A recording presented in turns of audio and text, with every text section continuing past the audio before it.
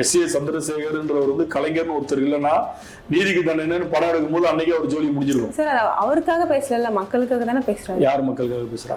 விஜய்.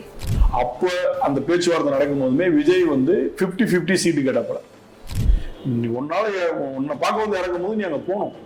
போய் பார்த்துருந்தா நீங்க அரசியல் வேற மாதிரி இருந்திருக்கும். விஜய வந்து ஒரு பக்குவப்பட்ட அரசியல்வாதியா எல்லாரும் பார்த்திருப்பாங்க. இன்னைக்கு இருக்கிற மைனஸ் அது பிளஸ் ஆயிடும். கூட்டமும் போடுறதுக்கு தான் நீ பர்மிஷன் கேட்கணும். அதுதான் சட்டம். நீ இண்டிவிஜுவலா போய் ஒருத்தவங்களை பாக்குறதுக்கு பர்மிஷனே கிடையாது. கொள்கை தலைவரா ஒரு 5 பேரை வச்சுட்டு அந்த 5 பேருடைய ஃபீல்டு ஒர்க் என்னன்னு தெரியுமா? ஃபர்ஸ்ட் விஜய்க்கு அவங்களுடைய வரலாறு படிக்கணும்.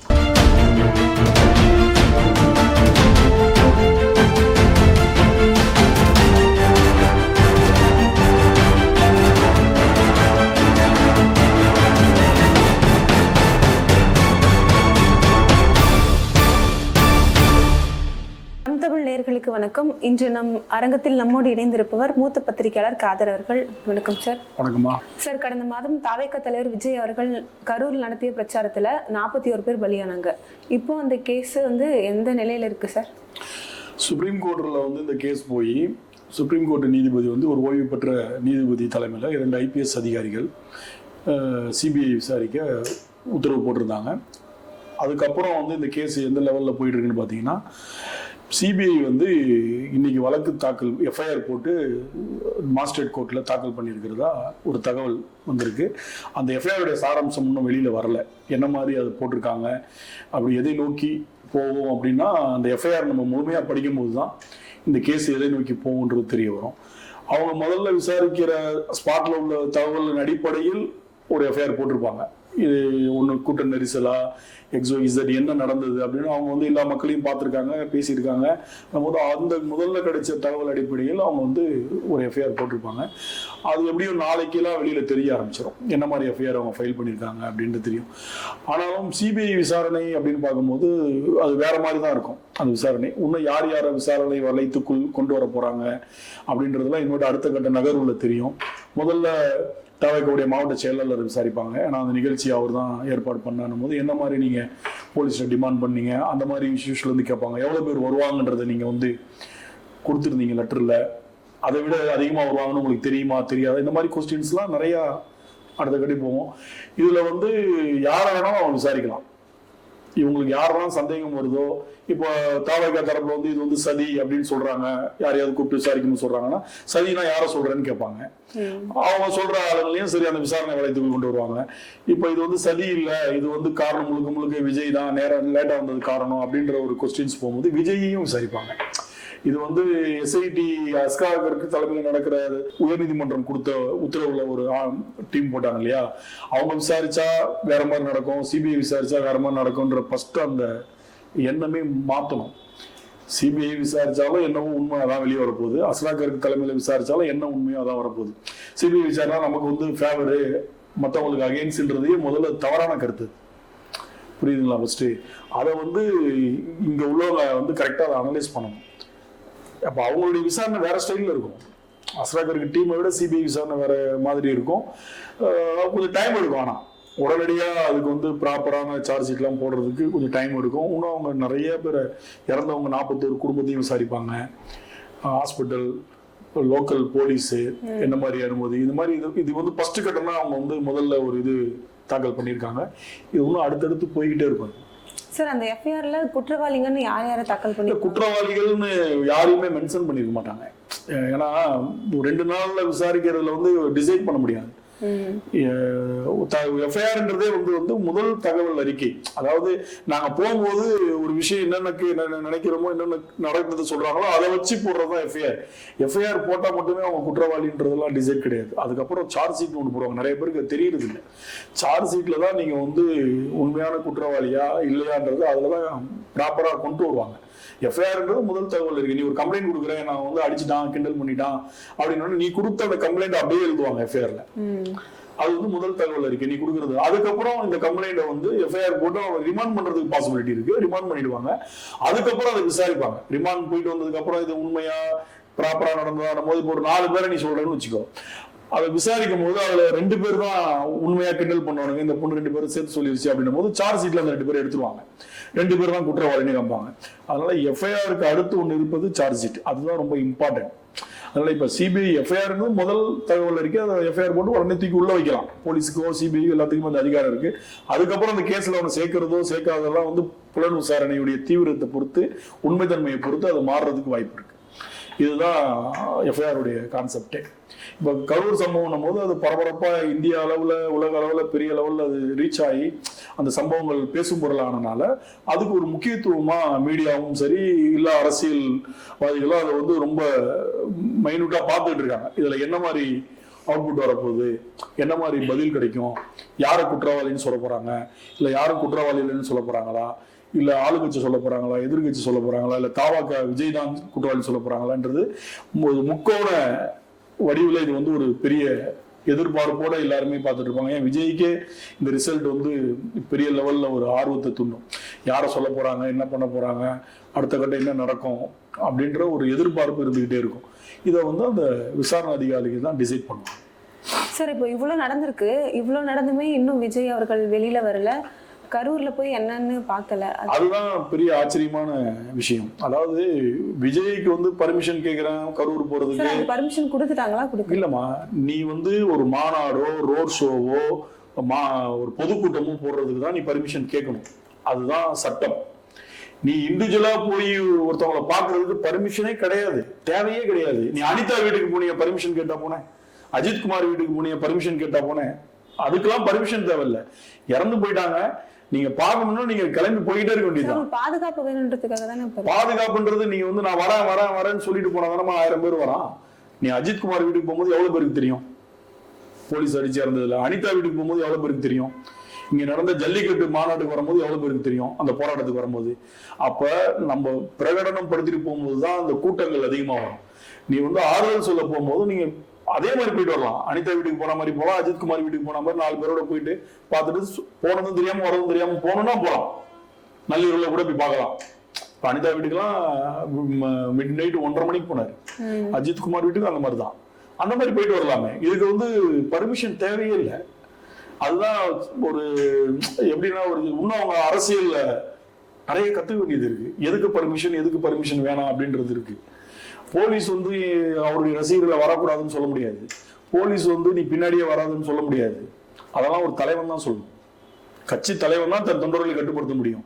அவங்க ஏற்கனவே கேட்ட பர்மிஷன்ல வந்து மீடியா வரக்கூடாது, ரசிகர்கள் வரக்கூடாது, நான் போய் பார்க்க போறேன்னா அந்த இறந்தவங்க வீட்லயே 2 பேர் 3 பேர் தான் இருக்கணும், ரொம்ப கும்பல் இருக்கக்கூடாது. இதெல்லாம் வந்து நீங்க டிசைட் பண்ணி சொல்றது. போலீஸ் போய் சொல்ல மாட்டாங்க. போலீஸ்க்கு இது வேலையும் கிடையாது. உனக்கு செக்யூரிட்டி பாதுகாப்பு கொடுப்பாங்க. இன்னும் அதிகமாக கேட்டீங்கன்னா இன்னொரு 10 போலீஸ் எக்ஸ்ட்ரா போடுவாங்க. இதெல்லாம் வந்து நான் என்ன சொல்றேன்னா, விஜயே போவானாமா, 2ஆம் கட்ட தலைவர்கள் போலாமே. புசி ஆனந்த் போலாம், அதவ் போலாம், அருள்ராஜ் போலாம், நிறைய பேர் இருக்காங்க. யாருமே போலையே. இப்ப இறந்தவங்கலாம் யாரை பார்க்க வந்து இறந்தாங்க ஊருக்கே தெரியும். இது வந்து உங்க மேல தப்பு, இன்னொருத்த மேல தப்புலாம் நான் பேச வரல. இறந்துட்டாங்க, உன்னை பார்க்க வந்தவங்க இறந்துட்டாங்க. அந்த ஸ்பாட்ல இல்ல 17 நாள் கழிச்சு போலீஸ் போக சொன்னாலதான் போனேன்னு சொன்னீங்க. அதெல்லாம் தூக்கி ஓரம் வச்சிருவோம். இப்ப நீங்க பணம் வந்து இது பண்ணிட்டீங்க, அக்கௌண்ட்ல போட்டுட்டீங்க. பணம் மட்டுமே அதுக்கு தீர்வு கிடையாது. எவ்வளவு பேர் இறங்குறாங்க, அது கொடுக்குறாங்க. அது மட்டும் அந்த ஒரு உயிருக்கு வந்து எந்த பணமும் எந்த அரசாங்கமா இருந்தாலும் சரி, அது ஆளுங்கச்சாலும் சரி எதிர்கட்சாலும் சரி, இது விஜயா இருந்தாலும் சரி, அந்த பணம் ஒரு குடும்பத்தை வந்து அந்த டைம்ல வேணா அது வந்து பெருசா தெரியுமே தவிர, அது காலி ஆகும் போது அந்த உயிர் இல்லாதப்ப அவங்க அந்த குடும்பம் கண்டிப்பா ஃபீல் பண்ணும். ஏன்னா எல்லாத்துக்குமே ஒரு கவர்மெண்ட் சைட்ல இருந்து ஒரு ஃபண்ட் கொடுப்பாங்க. அந்தந்த கட்சியில இறந்து போகும்போது மாநாடுக்கு வந்துட்டு போகும்போது எல்லா இடத்துலயும் நடக்கிறதா. அதிமுக மாநாடு நடந்ததுன்னா வந்துட்டு ரிட்டர்ன் போகும்போது ஆக்சிடென்ட்ல இறந்து போவாங்க. அந்த கட்சி சார்பா ஒரு 3 லட்சம் 2 லட்சம் கொடுப்பாங்க. திமுக எல்லா கட்சியிலுமே இருக்குது. அதுக்குதான் அந்த கட்சிக்கான ஒரு நிதினு ஒண்ணு திரட்டி வச்சிருப்பாங்க. அதே போல அரசாங்கமா இருக்கும்போது அரசுக்குன்னு ஒரு ஃபண்ட் வச்சிருப்பாங்க. இந்த மாதிரி விஷயங்கள் கொடுக்கறதுக்கு அதுல இருந்து கொடுப்பாங்க. அதனால வந்து பணம் வந்து எல்லாத்தையுமே வந்து இது பண்ணாது. எல்லாருமே அவங்க எதிர்பார்க்கறது எல்லாருமே வந்து நீ நேர்ல வந்து பேசணும்னா அதோடைய எஃபெக்டே வர மாதிரி இருக்கும். 2 நாள் 3 நாள்ல கூட வரலாம். நம்ம போனாலே கூட்டம் வரும்னா அதெல்லாம் இதை விட பெரிய ஆளுங்களுக்கெல்லாம் கூட்டம் வரதான் செய்யுது. நீ உன்னை பார்க்க வந்து இறக்கும் போது நீ அங்க போகணும். போய் பார்த்துருந்தா நீங்க அரசியல் வேற மாதிரி இருந்திருக்கும். விஜய வந்து ஒரு பக்குவப்பட்ட அரசியல்வாதியா எல்லாரும் பார்த்திருப்பாங்க. இன்னைக்கு இருக்கிற மைனஸ் அது பிளஸ் ஆயிடும் இவரு போய் பார்த்திருந்தா. அவருக்கு இன்னும் அந்த பக்குவப்படலை. அதாவது அவர் கூட உள்ளவங்க வந்து இன்னும் ப்ராப்பரான அரசியல்வாதிகள் கிடையாது. அவர் நல்ல ஒரு ஆளுமை உள்ள அரசியல்வாதிகளை கூட வச்சிருந்தாருன்னா நல்ல ஆலோசனைகள் சொல்றதுக்கு கரெக்டான ஆள் இருப்பாங்க. அப்போ வந்து அந்த அரசியல் வந்து அவருக்கு புரியும். இன்னும் அவர் அரசியல்வாதியாவே ஆகல, அவர் இன்னும் நடிகராகவே தான் இருக்காரு. அவர் தொண்டர்களும் ரசிகர்களாக தான் இருக்காங்க, இன்னும் தொண்டர்களா மாறல. இது ரெண்டுமே மாறும்போது அரசியல் ரொம்ப நல்லா இருக்கும். ஏன்னா விஜயகாந்துக்கு இருந்த மாச ஆரம்பத்தில் இருந்தது விஜய்க்கு. விஜயகாந்த் எப்படி வரும்போது இருந்ததோ அந்த அளவுக்கு ஓகே. பட் ஆனா இன்னும் ஒரு அரசியல் வந்து ப்ராப்பரா கையில எடுக்கல, அதான் உண்மை. அவர் எடுத்திருந்தாருன்னா 3வது நாளே கிளம்பி போயிருப்பார். இன்னும் அவர் வந்து பனையூருக்கும் பெசன்ட் நகர் அங்கதான் போயிட்டு வந்துட்டு இருக்காரு. இன்னும் வேற யாரையுமே அவர் ப்ராப்பரா போல. ஒரு வீடியோ மட்டும் தான் போட்டிருக்காரு. அந்த வீடியோல கூட பெரிய ஒரு இடங்கள்லாம் கிடையாது. அது கிடையாது அரசியல். இன்னும் எவ்வளவோ 2 வருஷம் தான் அது கட்சி ஆரம்பிச்சு. இங்க இருக்கிறவங்கலாம் வந்து 75 வருஷம் 55 வருஷம் ஆரம்பிச்ச கட்சிக்காரங்க அரசியல் அடி தூக்கி சாப்பிட்டு போயிட்டே இருப்பாங்க. அங்கெல்லாம் நீங்க வந்து நிக்கணும் அப்படின்னா இன்னும் பக்குவப்படணும், இன்னும் நிறைய கத்துக்கணும், இன்னும் நிறைய படிக்கணும், அரசியலை படிக்கணும். கொள்கை தலைவரா ஒரு 5 பேரை வச்சுட்டு அந்த 5 பேருடைய ஃபீல்டு ஒர்க் என்னன்னு தெரியுமா? ஃபர்ஸ்ட் விஜய்க்கு அவங்களுடைய வரலாறு படிக்கணும். நான் தான் வைத்திருக்கிற அந்த 5 கொள்கை தலைவர்கள் எந்த மாதிரி களத்துல நின்று போராடக்கூடியவர்கள், போராடியவர்கள், மக்களுக்காக எந்த மாதிரிலாம் போராட்டங்கள் நடத்தியிருக்காங்க, எவ்வளவு நெரிசல்ல கூட்டத்தெல்லாம் ஸ்பாட்ல நின்று இருக்காங்கன்றத அவங்களுடைய வரலாறை விஜய் படிச்சாலே கொள்கை தலைவர்களுடைய ஈடுபட்ட அந்த அரசியல் வந்து ஒரு 10% எடுத்தாலே ஒரு பெரிய அரசியல் ஆயிடுவார். சும்மா போட்டாக்கு மாலை போட்டோம், சிலைக்கு மாலை போட்டோம்லாம் கிடையாது. எல்லா கட்சியுமே வேற லெவல்ல தாண்டி வந்தவங்க தான். இன்னைக்கு அதோடைய நிலைப்பாடுகள் வேற வேற மாதிரி இருக்கலாம். ஆனா நம்ம அரசியல்ல வந்துட்டோம்னா முழு நேர அரசியல்வாதி ஆயிடணும். பார்ட் டைம் அரசியல்வாதியெல்லாம் இருந்தாலும் தமிழ்நாட்டில் ஏத்துக்கலாம் மாட்டான். என்னைக்கும் கூட்டங்கள்லாம் ஓட்டு போடாது. சிரஞ்சீவிக்கு வந்த கூட்டம் மாதிரிலாம் இந்தியாவில எந்த ஒரு நடிகனுக்கும் வரல. அந்த ஆள் மாநாடு போடும் போது கிட்டத்தட்ட 12-13 லட்சம் பேர் வந்தான். அது வந்து சாதாரண சர்வே தான். இன்னொரு சர்வே 25 லட்சம் பேர் சொல்லுது. ஆனப்பட்ட சிரஞ்சீவியுடைய இன்னைக்கு நிலைமை என்ன? கட்சி எங்க போச்சுன்னே தெரியல. அவர் தான் சிஎம்னாங்க. ஒண்ணுமே இல்லாம போய் கட்சியை இழுத்து மூடிட்டு இன்னைக்கு அவர் பாட்டில் நடிச்சுக்கிட்டு ஜாலியா இருக்கிறாரு. கூட்டம் அனைத்தும் ஓட்டா மாறும்னா பாசிபிலிட்டியே கிடையாது. அதை நம்ம அப்படி எண்ணிக்கிட்டோம்னா நம்ம வந்து அறியாமையில் இருக்கோம்னு அர்த்தம். தொண்டர்கள் வேற, ரசிகர்கள் வேற. அது என்னைக்கு தொண்டரா இருந்து ரசிகரா இருந்து அவன் தொண்டரா மாறினாலும் அவன் பக்குவப்பட்டிருப்பான். ஆன்லைன் அரசியல் பண்றது எல்லாம் வேஸ்ட்டுமா? ஆன்லைன் அரசியல் நீ 10 பதிலுக்கு 4 பதில், அதெல்லாம் வந்து நீ கள ஆய்வு, களத்துல போய் நில்லு, என்ன பேசணும் அதை பேசு. நீ நல்லா டாப்ல வரலாம். 26ல 31ல ஒண்ணு நீ தான் தவிர்க்க முடியாத சக்தியா இருப்ப. அதை விட்டுட்டு கிண்டல் பேச்சு, இவங்களை கலாய்க்கிறது, அவங்கள கலாய்க்கிறது. நமக்கு கூட்டம்லாம் இன்னைக்கு இதை விட கூட்டம் வந்தவங்களாம் இருக்கிற இடம் தெரியாம போயிட்டாங்க. ஓகேவா? அவருடைய அரசியலை ஸ்டைல மாத்திக்கிட்டு அவர் போறதுக்கு யாரும் தடையெல்லாம் கிடையாது. அவருக்கு பர்மிஷன்லாம் தேவையே கிடையாது. அவர் வார்டு கிளம்பி போலாம். அனிதா அஜித் அந்த இது நடந்தப்போ அப்ப இருந்த சூழல் வேற, இப்போ இருக்கிற சூழல் வேற இல்ல. கரெக்டுமா? அவருக்கும் பாதுகாப்பு வேணும்ல. பாதுகாப்புனா உனக்கு நல்லா சொல்லல, நீ சொல்லிட்டு போனாதானே வரான் கூட்டம். அதாவது முதல்ல விஜய் வந்து ஒரு ஊருக்கு போகும்போது அந்த ஏர்போர்ட்ல கூட்டமே இல்லை. அங்கிருந்து இறங்கி போகும்போது, அதுக்கப்புறம் அதே ஊருக்கு திரும்பி போகும்போது இவர் வராருன்னு இங்க இருந்தே ப்ரமோட் பண்றாங்க. அப்ப அந்த ஏர்போர்ட்ல வந்து ஒரு 10,000 பேர் வந்து நிக்கிறான். அப்ப நீ சொல்லும் போதுதான் அங்க வந்து நிக்கிறான். நீ வரதே தெரியலன்னா வரமாட்டான்ல. அததான் நான் சொல்ல வரேன். விஜய் வராதுன்னு தெரிஞ்சா இப்ப 150 பேர் இதே மாதிரி ஆனா கூட திரும்பி அந்த கும்பல் வரலாம் செய்யும். அந்த கும்பலை வந்து நம்ம தடுக்கவே முடியாது. அது அவர் மேல உள்ள ஒரு ஈர்ப்பு, ஒரு கவர்ச்சி, அதுல வரதான் செய்வான். கொஞ்சம் குறையுமே தவிர கூட்டம் வராம இருக்காது. அதுதான் நடக்கும். இப்ப இவர் நடுராத்திரில போறாருன்னா யாருக்கும் சொல்ல வேணாம். லோக்கல் போலீஸுக்கு மட்டும் சார் இந்த மாதிரி வரும், நாங்க ஒரு 4 பேர் வரும் சார், அந்த வீடுகள்லாம் பார்க்க போறோம். இமிடியேட்டா எல்லா வீடுமே ஒரே லொகேஷன்ல தான் இருக்காங்க. போய் பார்த்துட்டு போய்கிட்டே இருக்கலாம். ஒரு நாளைக்கு 4 வீடு பாருங்க, ஒரு 4 நாள் தங்குங்க, 5 நாள் தங்கி எல்லார் வீடையும் பார்த்துட்டு போங்க, இன்னும் தப்பு கிடையாது. அதை மீறிலாம் மிட் நைட்ல ஒரு 1000 பேர்லாம் வரமாட்டாங்க. இப்போ ஒரு இன்சிடென்ட் நடக்கும்போது திரும்பி எந்த வீட்டில் அனுப்புவான்? உங்க வீட்டில் அனுப்புவானா? அவங்க வீடு அங்கே இருந்தா ஐயா படுறா ஒழுங்கா அப்படின்னுவாங்க. அது கொஞ்ச நாள் ஆகும். புரியுதா உனக்கு? அதனால பர்மிஷன் தேவையில்லை, பாதுகாப்பு தேவையில்லை. அவர் யார்ட்டையும் சொல்லலைன்னா எதுவுமே தேவையில்லை. அவர் பாட்டில் போய் பார்த்துட்டு போயிட்டே இருக்கலாம். இது வந்து இம்மிடியட்டா அவர் செய்யணும். செஞ்சாதான் இந்த அரசியல் களத்துல அவர் இவ்வளவு பெரிய சாமான்களை எதிர்க்க முடியும். இல்லைன்னா அசால்ட்டா விஜய் வந்து அரசியல் வந்து நகர்த்திடுவாங்க. சாதாரண ஆட்கள்லாம் கிடையாது. இங்க உள்ள அதிமுக, திமுக, பிஜேபி, விஜயுடைய வயசு இங்க உள்ள அரசியல்வாதிக்கு அனுபவம். அனுபவம். நம்ம எல்லா கூட்டத்தை பார்த்துட்டு நம்ம வந்து அப்படியே பிரமிச்சு நின்னோம்னா நம்ம இதெல்லாம் ஒண்ணுமே கிடையாது போயிடும். அரசியல்ன்றது வேற, நடிப்பு ரசிகர்கள்ன்றது வேற. அதை முதல்ல உணரும் போதுதான் நம்ம அடுத்த நகர்வுக்கு போக முடியும். சார், இப்போ நிறைய பேர் அதிமுகவும் தாவேக்காவும் கூட்டணி வச்சா நல்லா இருக்குன்ற மாதிரி சமூக வலைத்தளங்கள்ல பேசிட்டு வராங்க. அந்த மாதிரி கூட்டணி வைக்கும்போது அப்போ விஜய்க்கு ஒரு அரசியல் தெளிவு கிடைக்குமா? ஆக்சுவலா இப்ப 41 பேர் இறந்ததுக்கு அப்புறம் தான் அதிமுக தாவேக்கா கூட்டணின்னு பேசுறாங்க மாதிரி இப்ப எல்லாம் பேசுறாங்க. அது கிடையவே கிடையாது. விஜய் முதல் மாநாடு போட்டதுக்கு அப்புறமே விஜய் கிட்ட அதிமுக சார்பா பேச்சுவார்த்தை நடத்தினாங்க. நம்ம 2 பேரும் இணைந்து போட்டியிடலாம், அது மீடியாவில் உள்ள முக்கிய பிரமுகர்கள் அனைவருக்குமே தெரியும். அப்ப அந்த பேச்சுவார்த்தை நடக்கும் போதுமே விஜய் வந்து 50-50 சீட்டு கேட்டப்பல, உங்களுக்கு பாதி எனக்கு பாதினா நம்ம சேர்ந்து இது பண்ணலாம், சிஎம் வந்து நாங்க வந்து டிசைட் பண்றது, சில டிமாண்ட்ஸ் எல்லாம் வைக்கும் போது எடப்பாடி அதை ஒத்துக்கல. அந்த மீடியேட்டர் பேசினாங்க இல்லையா, இப்ப கட்சி ஆரம்பிச்சுட்டு பாதி கேட்கிறப்போல சிஎம்ன்றது நம்ம அப்புறம் டிசைட் பண்ணலான்ற போல, அது வேணாம், இது வந்து 41 பேர் சாவறதுக்கு முன்னாடியே நடந்த ஒரு டீல் இருக்கு. அப்போ வந்து அது இலைமறை காயா இருந்தது. அப்புறம் அது வித்ட்ரா பண்ணிட்டாங்க. நீ வெளியே பாருனா அதுக்கப்புறம் தான் விஜய் வந்து சில கூட்டங்கள்ல அதிமுகவையும் திட்ட ஆரம்பிச்சாரு.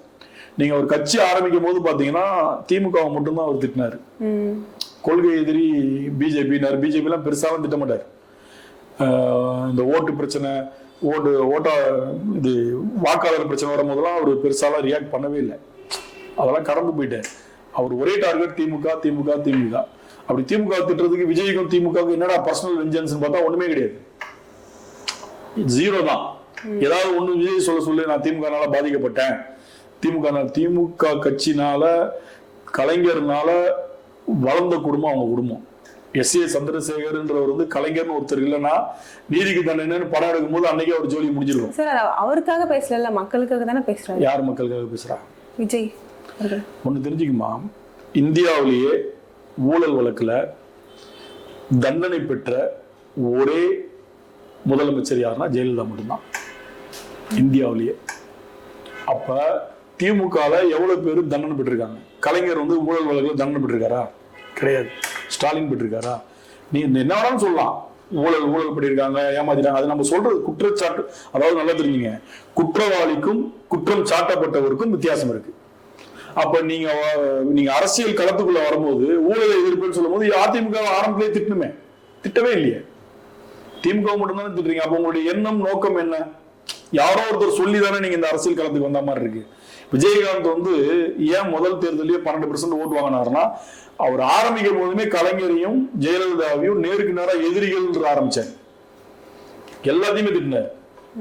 நான் ஆண்டவனோடும் மக்களோடும் தான் கூட்டணி, இவங்க எல்லாமே திருட்டு பசங்கன்ற மாதிரி அவருடைய ஸ்பீச் எங்க போனாலும் அப்படிதான். அதனாலதான் விஜயகாந்த் முதல் தேர்தலிலேயே 12% ஓட்டு வாங்கினார். யாருக்குமே இல்லாத ஓப்பனிங். சொல்றது புரியுதா உனக்கு? அப்ப அதேதான் விஜய் வந்து மக்களுக்காக பேசுறாருன்னா எல்லாத்தையும் திட்டு. நிறைய பேர் ஒரு சப்போர்ட் கொடுப்பாங்க. ஒருத்தரை டார்கெட் பண்றதுல வந்து உள்நோக்கம் இருக்கிறதான்னு நம்பிக்கணும். அந்த உள்நோக்கம் இருக்கு. இப்ப நாங்க எல்லாருமே என்ன சொன்னாங்க, பிஜேபி அவர் சப்போர்ட் பண்றாரு, அதிமுக கூட மறைமுக. இப்ப என்ன ஆகி போச்சு, இந்த இறப்புக்கு அப்புறம் எது பண்ணாலுமே விஜய்க்கு சப்போர்ட் பண்ணி எடப்பாடியார் பேசிட்டு இருக்காரு, அண்ணாமலை பேசிட்டு இருக்காரு, நாங்க நிப்போம் அப்படின்றாரு. விஜய் தான் இப்ப வாய் திறந்து சொல்லணும், இவங்களாம் எனக்கு தேவையா தேவையில்லையான்னு சொல்லி. அவர் சொல்ற பதில தான் நீங்க அண்டர் கிரவுண்ட்ல ஒரு டீலிங் இருக்கா இல்லையான்றது இனிமேல் தான் தெரியும். இன்னும் தேர்தலுக்கு 4-5 மாதங்கள் இருக்கிறது. அப்ப அதுக்குள்ள இந்த கூட்டணிகள்லாம் எப்படி பார்த்தாலும் ஜனவரி பிப்ரவரிக்குள்ள கூட்டணிகள் வந்து ப்ராப்பரா சார்ட் அவுட் ஆயிடும். அப்ப தெரியும் கொள்கை எதிரி கூட சேர்றாரா, அதிமுக கூட சேர்றாரா, இல்ல தனித்து நிற்கிறாரா அப்படின்றது. விஜய் மற்றவங்கள மாதிரி கிடையாது, நான் ரொம்ப நேர்மையா பேசினவன்றது அந்த பேச்சு மாதிரி நடந்துக்கிறாரான்னு சொல்லி. யார் கூட கூட்டணி போனாலும் எந்த கட்சிக்கும் எந்த பாதிப்பும் கிடையாது. மக்கள் தீர்மானிக்க போறான், அவன் போடுற ஓட்டுல தான் அடுத்து யார் வர போறாங்கன்னு தெரிய போகுது. அதனால கூட்டணி பத்தி அவர் என்ன சிந்திக்கிறாருன்னு அவரு தான் சொல்லணும். சிபிஐயின் அடுத்த கட்ட நகர்வு எப்படி இருக்கும் என்று நாம் பொறுத்திருந்து பார்ப்போம். நன்றி.